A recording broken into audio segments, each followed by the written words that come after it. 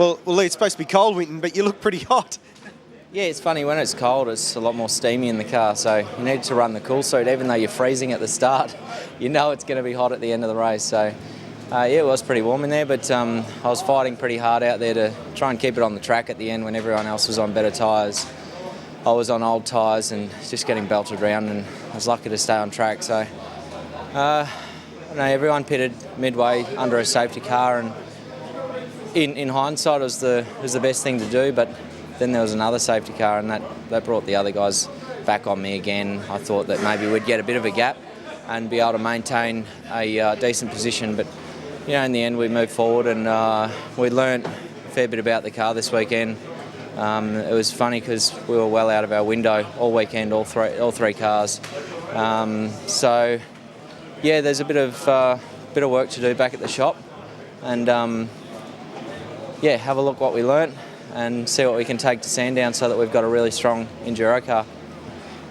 After some pretty tough races, it must be also nice just to complete all three races after those tough events of recent times. Yeah, it is. That was obviously the main aim, is first to finish the race. You don't get points unless you finish. So there was a bit of carnage out there, and we weren't in it for once. The first race today, out of turn 2, there were cars going everywhere, and I basically had to pull up nearly to a stop to get around it. I was fortunate that I didn't get involved, so I'm being a bit cautious, a bit more cautious. You have to be when you start at the back if you don't want to get involved in that sort of stuff. So like we say every round, need to get further to the front and try and keep out of trouble. It's a lot easier to keep out of trouble once you're at the front. So yeah, let's see what we can do for Sandown.